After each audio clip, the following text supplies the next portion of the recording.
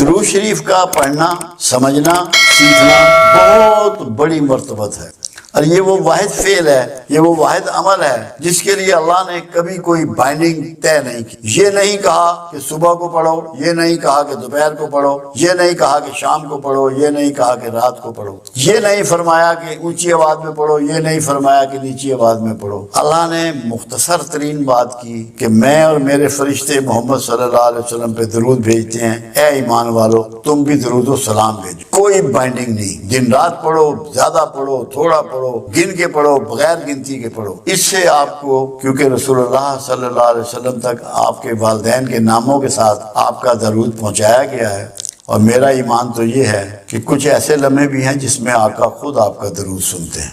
تو آپ کو کتنی مرتبت اور کتنا قرب نصیب ہوتا ہے اللہ کا اور اس کے حبیب کا، جس کی انتہا نہیں۔ مگر آپ اگر یہ سمجھیں کہ اس کی بنیاد پہ آپ ولی اللہ بن جائیں، جہاں تک ولی اللہ بننے کی بات ہے، آپ انتہائی نیک اور برگزیدہ انسان ہو سکتے ہیں، متقی ہو سکتے ہیں، مومن ہو سکتے ہیں۔ ولایت تو ایک ایسا نصیب ہے جو لوگ لے کر پیدا ہوتے ہیں، جس طرح پیغمبر پیدا ہوتے ہیں کہ پیغمبر جس کے مقدر میں ہے وہی پیغمبر ہوگا، کسی اعمال کے نتیجے میں وہ پیغمبر کے رتبے پر فائد نہیں کیا جاتا۔ ایسے اولیاء اللہ بھی جو ہیں وہ پیدائشی طور پہ اللہ ان کو یہ چیز، یہ نعمت گرانٹ کرتا ہے۔ یہ الگ بات ہے کہ ان سے دنیا میں بہت سی پرہیزگاری، بہت سا تقویٰ، بہت سی عبادات، بہت سی قربانیاں، بہت سا صبر کے ذریعے ان کو آزمایا جاتا ہے، ان کی یہ ٹریننگ دی جاتی ہے، جس کے بعد انہیں ولایت پہ فائز کیا جاتا ہے۔ آپ یہ اچھی سی امید رکھیں کہ درود شریف پڑھنے سے آپ یقیناً اللہ کے ساتھیوں میں، اللہ کے ولیوں میں، ولی میں نے ہوتے ہیں مددگار کے، جو دین کے بڑھاوے کے لیے کام کرتا ہے وہ ولی اللہ ہے، جو برائیوں کے بڑھاوے کے لیے کام کرتا ہے وہ ولی شیطان ہے۔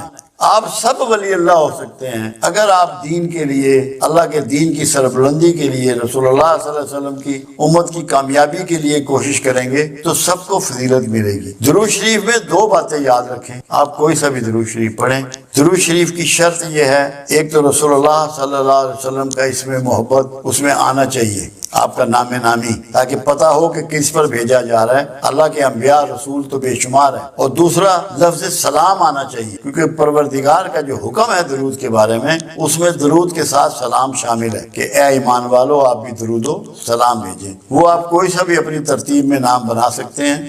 رسول اللہ کے لیے رحمت اور برکت اور سلامتی مانگنی ہے، اور اللہ سے یہ آرزو کرنی ہے۔ آپ کروڑوں کی تعداد میں اس میں سلام بھیج سکتے ہیں، جو مرضی، جتنا کریں گے اتنا کم ہے۔ یہ تو ایسی مٹھاس ہے کہ جو بڑھتی ہی چلی جاتی ہے، اس کی جو ہے پیاس بھی بڑھتی چلی جاتی ہے۔ تو اللہ کرے کہ لوگوں کو رسول اللہ، درود شریف کے بارے میں ایک بات سمجھ لیں، درود شریف آپ کا تب مکمل ہوگا کہ رحمت للعالمین کی رحمت میں سے آپ حصہ پائیں، اور اللہ کے رسول کو یا مخلوق کو کوئی زحمت نہ دیں۔ زحمت دینے والا کا درود شریف مکمل نہیں ہے۔ مکمل تبھی ہے کہ جب رسول اللہ کی سنت رحمت کو اپنائیں اور رسول اللہ پہ درود شریف بھیجیں۔ اللہ آپ کو بہت نوازے گا، بڑے کرم فرمائے گا، آپ قرب الہی آپ کو نصیب ہو جائے گا۔ اللہ کے قریب ہونے کے لیے تو قرآن نے ایک بات واضح کر دی سورہ بقرہ میں، جب شیطان سے پروردگار عالم کا مکالمہ ہوا اور شیطان نے کہا کہ میں تیرے بندوں کے راستے میں بیٹھوں گا، دائیں سے بائیں سے آگے سے پیچھے سے انہیں گھیروں گا، تو پروردگار عالم نے فرمایا کہ جو میرے بندے ہیں تو ان کا کچھ نہ بگاڑ سکے۔ اللہ نے وضاحت دی، وہ بندے ہیں میرے جو اخلاص رکھتے ہیں، مخلصین۔ اگر آپ لوگ ولایت حاصل کرنا چاہتے ہیں، ولی بننا چاہتے ہیں، تو اللہ سے اخلاص اختیار، اللہ کے مخلص بندوں میں شامل ہو جائیں، وہی آپ اس کے مقربین میں شامل ہوں گے۔ اور دوسرا، دو کام اور کریں، سیلف مانیٹرنگ شروع کر دیں، اپنا احتساب شروع، سیلف مانیٹرنگ، پھر اپنی سیلف نیگیشن، اپنی خودی کو، اپنی ذاتی خواہشوں کو چھوڑ دیں، اللہ کی خواہش پہ چلنا شروع کریں، اللہ کے لیے دینا شروع کریں، سب کام اللہ کے لیے کر دیں۔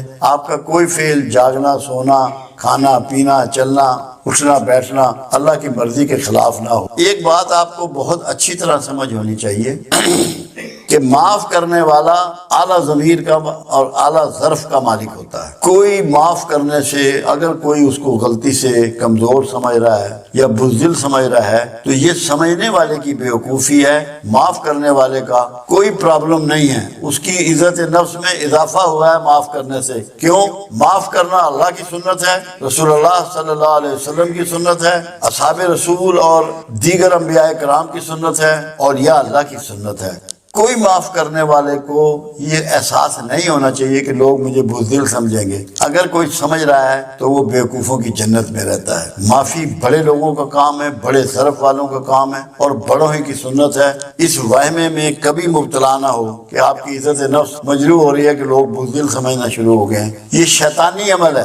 جیسے شیطان آپ کو جب آپ اللہ کی راہ میں خرچ کرنے کے لیے نکلتے ہیں تو روکتا ہے کہ تو خرچ کرے گا تو غریب ہو جائے گا، غریبی کے ڈر سناتا ہے، ایسے ہی شیطان معاف کرنے والے کو یہ ڈر سناتا ہے کہ تو کمزور ہے، تو بزدل ہے۔ ایسا نہیں ہے۔ سب سے دلیری دنیا میں جو ہے وہ معاف کر، سب سے دلیر وہ ہے، باہمت وہ ہے جو معافی دیتا ہے، اور نصیب والے ہیں وہ لوگ جو معاف کرتے۔ اللہ کے ہاں جتنی معاف کرنے والے کی قدر و منزلت ہے دنیا میں کسی کی نہیں ہے۔ خود رسول اللہ صلی اللہ علیہ وسلم کا ایک فرمان مبارک ہے کہ جو میری مسجد میں آ کے نماز پڑھے گا میرے وصال کے بعد، میرے پردہ کر جانے کے بعد، اس کی شفاعت مجھ پر واجب آ گئی، اور جو میرے گھر یعنی کہ جہاں آپ آج موجود ہیں اور میرے ممبر کے درمیان میں نماز پڑھے گا اس کو میں داخل جنت کروں گا، اور جو شخص میری امت میں سے اس کے ساتھ زیادتی کی گئی ہو، اس کا حق تلفی کی گئی ہو، اور وہ حق تلفی کرنے والوں کو، زیادتی کرنے والوں کو معاف کر کے فساد نہیں پھیلائے گا، فساد کو روکنے کا سبب بنے گا، اسے میں بازو سے پکڑ کے جنت میں لے جاؤں۔ یہ ہے معاف کرنے والے کا رتبہ جو اللہ کے حبیب صلی اللہ علیہ وسلم نے بیان فرمایا۔ اس خیال میں کبھی کوئی نہ رہے کہ لوگ اسے بزدل سمجھیں گے، یہ شیطانی سوچ ہے۔ اللہ آپ کو اس سے اپنی پناہ میں رکھے اور معاف کرنے کی ہمت اور توفیق آپ کو عطا فرمائے۔ ہم جو لیکچر دیتے ہیں اس میں مرد و زن کی کوئی تخصیص نہیں ہوتی۔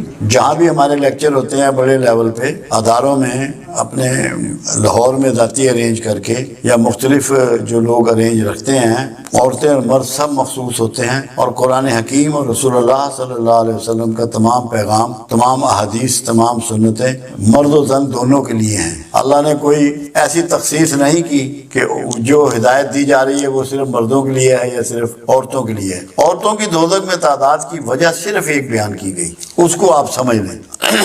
رسول اللہ صلی اللہ علیہ وسلم کا گزر ایک دن قبرستان سے ہوا، ایک تازہ قبر پر آپ رک گئے اور پوچھا گیا کہ یہ کس کی قبر ہے؟ لوگوں نے بتایا یہ فلاں محلے میں رہنے والی فلاں عورت کی قبر ہے۔ فرمایا اس پہ عذاب ہو رہا ہے، جاؤ دیکھ کے آؤ، پوچھو اس کی معلومات کرو کہ اس کے اعمال کیا تھے۔ جب معلومات کی گئی تو پتہ لگا بہت زیادہ نمازی، نوافل پڑھنے والی، صدقہ و خیرات کرنے والی، نفلی روزے رکھنے والی خاتون تھی۔ آپ نے فرمایا نہیں، پوری معلومات کر کے آؤ۔ جب پوری معلومات کی گئی تو پتہ لگا کہ دوسروں کی ٹو میں ہر وقت لگی رہتی تھی۔ آپ نے فرمایا یہ ٹو میں لگنا اس کے سارے باقی اعمال کو کھا گیا۔ آپ نے ایک درخت کی ٹہنی توڑ کے وہاں اس کی قبر پہ سرانے کی طرف لگا دی اور فرمایا جب تک یہ ہری رہے گی اس پہ عذاب ٹلا رہے گا۔ اس مثال دینے کا مقصد صرف یہ ہے کہ اگر مستورات جو اس میں بہت زیادہ ملوث ہیں غیبت کرنے میں، دوسروں کی ٹو لگانے میں، یہ کپڑا کہاں سے لائی ہے، کون سی دکان سے لائی ہے، کتنے کا خریدا ہے، جوتا کہاں سے لائی ہے، اس نے جویلری کہاں سے بنائی ہے، اس کے گھر کون آ رہا ہے، پکا کیا ہے، مہمان کون آیا ہے، جب دوسروں کے بارے میں غور و فکر کریں گی، دھیان رکھیں گی، ٹو میں رہیں گی تو سارے اعمال ضائع ہوں گے۔ اس لیے آپ کو جب دوزخ دکھائی گئی تو وہاں مستورات زیادہ دکھائی گئی۔ دوسری چیز یہ تھی کہ وہ اپنے شوہروں کی آمدن جو ہے اس کو بعض اوقات اس کی اجازت کے بغیر یوز کرتی ہیں۔ یہ بھی ایک وجہ ہے مستورات کا دوزخ میں زیادہ نظر آنا۔ شوہر سے اجازت لیے بغیر اس کی پراپرٹی کا استعمال، یعنی کہ اس کی پیسوں کا یا زیورات کا یا خوراک کا، جو کچھ بھی مالی معاملات میں مطلب ہے اس میں وہ بغیر اجازت کے استعمال، وہ بھی ایک بہت بڑا مطلب ہے اس میں ریزن تھا۔ دوسرا یہ تھا کہ غیبت بہت زیادہ غیبت تو آج کل تو مرد بھی بہت زیادہ کر رہے ہیں۔ ان کا تو ٹاپک ہی دوسری کسی اور خاتون کا نام ہوتا ہے۔ میں تو اپنے گھر میں اللہ کا شکر ہے یہ کوشش میں کامیاب ہوں کہ میں کسی کا تذکرہ اپنے گھر میں ہونے ہی نہیں دیتا کہ غیبت کی نوبت ہی نہ آئے۔ کسی بھی غیر حاضر کا تذکرہ ہم یہاں بھی نہیں کرتے، مرکز میں بھی ہماری یہ عادت ہے کہ ہم دوسروں کی بات نہیں کرتے، کیونکہ ہم جو بات سامنے نہیں کر سکتے وہ پیچھے کیوں کریں۔ تو غیبت بھی بہت کرتی ہیں، جھوٹ بہت بولتی ہیں، ٹو میں رہتی ہیں۔ اللہ انہیں ہدایت دے، ان کو سمجھ دے کہ اپنی ذاتی زندگی گزاریں، دوسروں کے معاملات میں بالکل دلچسپی کا اظہار نہ کریں تاکہ دوزخ میں جانے سے محفوظ رہیں۔ یاد رکھیں کہ پروردگار عالم نے اپنے لیے تو کوئی پروٹوکول نہیں رکھا، مگر اپنے حبیب کے لیے پروٹوکول رکھا۔ پہلا تو یہ کہ اگر تم نے رسول اللہ صلی اللہ علیہ وسلم کی آواز سے اپنی آواز کو بلند کیا تو تمہارے کیے ہوئے سارے اعمال ضائع ہو جائیں گے اور تمہیں خبر بھی نہ ہوگی۔ دوسرا یہ کہ اگر کسی رسول اللہ کے فیصلے صلی اللہ علیہ وسلم کے دل میں بھی تم نے سوچا اس کے اگینسٹ تو تمہارے سینے سے ایمان کو نکال دیا جائے گا، تم صاحب ایمان نہیں رہو گے۔ صرف تمہارے دل میں اتنا گمان آئے کہ جو فیصلہ رسول اللہ نے فرما دیا اس کی مخالفت، اس کے لیے ناپسندیدگی، تو تم میں ایمان نہیں رہے گا۔ تیسری چیز، دو چیزیں ایسی ہیں جو پروردگار عالم ہمیشہ قبول فرماتا ہے، باقی کوئی چیز رد بھی کر سکتا ہے۔ ایک توبہ اور ایک رسول اللہ صلی اللہ علیہ وسلم پر درود و شریف۔ درود شریف کو اللہ ہر حال میں قبول فرماتا ہے۔ یہ وہ کلمہ ہے کہ جس کو اللہ قبول فرماتا ہے، اور جب کوئی شخص درود شریف پڑھتا ہے تو وہ بنیادی طور پہ صبغت اللہ ہو جاتا ہے۔ کیوں؟ اللہ کی صفات ہے، اللہ کا طریقہ ہے، اللہ کی سنت ہے۔ اللہ خود درود بھیجتا ہے، اللہ خود رسول اللہ سے محبت کرتا ہے۔ تو رسول اللہ صلی اللہ علیہ وسلم کی محبت کرنا، درود بھیجنا، یہ اللہ کی سنت پہ چلنا ہے، صبغت اللہ ہو جانا ہے۔ اس کی بہت بڑی مرتبت یہ ہے کہ آپ اس فعل میں، یہ واحد فعل ہے جس میں مخلوق کے ساتھ خالق شامل ہے۔ آپ نماز پڑھتے ہیں، خالق اس میں شامل نہیں ہے۔ روزہ رکھتے ہیں، خالق اس میں شامل نہیں ہے۔ حج کرتے ہیں، خالق اس میں شامل نہیں ہے۔ کہیں اللہ نے نہیں کہا کہ میں روزہ رکھتا ہوں، میں نماز پڑھتا ہوں، میں حج کرتا ہوں۔ کہا کہ میں اور میرے فرشتے محمد رسول اللہ صلی اللہ علیہ وسلم پہ درود بھیجتے ہیں، اے ایمان والو تم بھی درود و سلام بھیجو، سلامتی بھی۔ ایک تو یہ وہ دعا ہے کہ کائنات میں اس سے بڑھ کے کوئی دعا اگر ہوتی تو اللہ اپنے رسول صلی اللہ علیہ وسلم کے لیے یہ چاہتا کہ وہی دعا دی جائے، رحمت کی، برکت کی، سلامتی کی۔ اس کا فائدہ یہ ہے جو چیز آپ ڈیلیور کرتے ہیں وہی آپ کو واپس ملتی ہے۔ ایک فائدہ یہ ہے، ایک تو اللہ راضی ہوتا ہے، آپ صبغت اللہ ہوتے ہیں، اللہ کی سنت پہ عمل کر رہے ہوتے ہیں۔ آپ جب رسول اللہ صلی اللہ علیہ وسلم پہ رحمت بھیج رہے ہیں، برکت بھیج رہے ہیں، سلامتی بھیج رہے ہیں، یہ سب کچھ آپ کی طرف لوٹایا جا رہا ہے، آپ کی طرف یہ لوٹتا ہے۔ آپ کو بھی یہ چیزیں نصیب ہو رہی ہیں۔ کیوں؟ کہ جو بھی یہ گفٹ اللہ کے حبیب کی طرف روانہ کر رہا ہے، اللہ اس سے راضی ہوتا ہے اور اس کو انہی چیزوں کے ساتھ برکات اور رحمت اور سلامتی پہنچاتا ہے۔ دوسرا، خود اللہ کے رسول صلی اللہ علیہ وسلم کا فرمان مبارک ہے کہ جو میرا درود ہے وہ مجھ تک پہنچایا جاتا ہے لوگوں کو والدین کے ناموں کے ساتھ، کہ فلاں شخص نے، یہ ماں کا نام ہے، یہ باپ کا نام ہے، آپ کو اتنی مرتبہ درود شریف پیش کیا ہے۔ یہ سب سے بڑی بات ہے کہ آپ کا نام رسول اللہ کے دربار میں رجسٹر ہو جاتا ہے کہ اس شخص نے، اس کی یہ والدہ کا نام ہے، یہ اس کے باپ کا نام ہے، یہ درود شریف مجھے بھیجا ہے۔ آپ کے دفتر میں وہ ریکارڈ کرتے ہیں فرشتے، وہ پہنچا دیا جاتا ہے۔ دوسری بات یہ ہے کہ خود آپ کا فرمان یہ بھی ہے کہ شب جمعہ، یعنی کہ جو جمعرات کی رات ہوتی ہے، جس کو شب ہم جمعے کی کہہ رہے ہیں کیونکہ ہمارے یہاں رات پہلے ہوتی ہے، میں خود سنتا ہوں۔ ایک بات اور ہے، قرآن حکیم میں وعدہ کیا گیا کہ تم جس کسی کو دعا دو تو جو دعا اس نے دی ہو یا ویسے ہی دعا اسے واپس لوٹاؤ یا اس سے بڑھ کے دعا واپس لوٹاؤ۔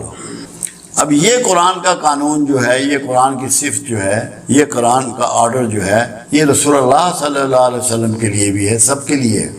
اس لیے جب کوئی شخص کملی والے پر دعا بھیجتا ہے، درود دعا ہی ہے، اور سلام بھیجتا ہے، تو رسول اللہ صلی اللہ علیہ وسلم بھی اس کے لیے دعائیں فرماتے ہیں، ریٹرن میں اس کو دعا عطا فرماتے ہیں، کیونکہ قرآن کے قانون کے عین مطابق۔ تو یہ جنت کی بشارت ہے درود بھیجنے والے کے لیے کہ جب تو رسول اللہ کے لیے دعا بھیج رہا ہے تو رسول اللہ صلی اللہ علیہ وسلم اس سے بہتر طریقے سے تجھے دعا لوٹا رہے ہیں، اور جس کا دعا گو رسول اللہ ہو جائیں اس کے لیے کوئی خطرہ نہیں ہے، کوئی دوزخ کا ڈر نہیں ہے، کوئی آگ کا ڈر نہیں ہے۔ انشاءاللہ اللہ کے ہاں اس کی مغفرت ہے اور اس کی بخشش ہے۔ تو درود شریف بخشش کی ضمانت ہے۔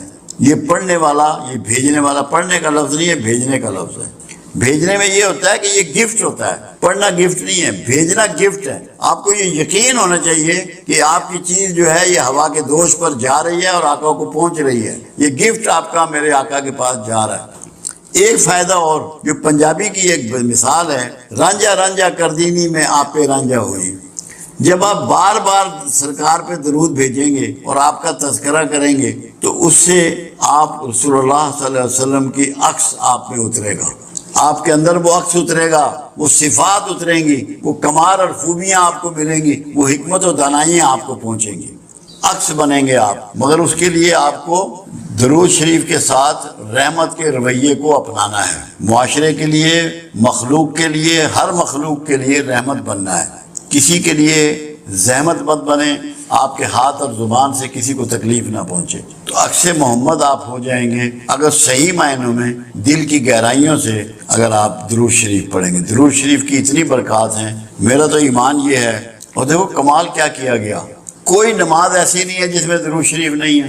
یہاں تک کہ جنازے کی نماز میں بھی درود شریف رکھ دیا گیا کہ جس نے کوئی نماز نہیں کبھی پڑھی، ایک دفعہ درود شریف کسی جنازے میں پڑھ لیا تو اللہ کے رسول کی دعاؤں کا مستحق ہو گیا، اس کی عاقبت سنور گئی، اس کی آخرت محفوظ ہو گئی۔ تو یہ اللہ نے ایک مسلمانوں کے لیے شیلڈ بنائی ہے، پناہ گاہ بنائی ہے۔ تو درود شریف جو ہے یہ ہماری پناہ گاہ ہے، اس میں داخل ہو جاؤ اور دوزخ کے عذاب سے اپنے آپ کو چھڑا لو اگر آپ درود شریف پڑھیں گے۔ درود شریف کی اتنی برکات ہیں، میرا تو ایمان یہ ہے۔ اور دیکھو کمال کیا کیا گیا، کوئی نماز ایسی نہیں ہے جس میں درود شریف نہیں ہے۔ یہاں تک کہ جنازے کی نماز میں بھی درود شریف رکھ دیا گیا کہ جس نے کوئی نماز نہیں کبھی پڑھی، ایک دفعہ درود شریف کسی جنازے میں پڑھ لیا تو اللہ کے رسول کی دعاؤں کا مستحق ہو گیا، اس کی عاقبت سنور گئی، اس کی آخرت محفوظ ہو گئی۔ تو یہ اللہ نے ایک مسلمانوں کے لیے شیلڈ بنائی ہے، پناہ گاہ بنائی ہے۔ تو درود شریف جو ہے یہ ہماری پناہ گاہ ہے، اس میں داخل ہو جاؤ اور دوزخ کے عذاب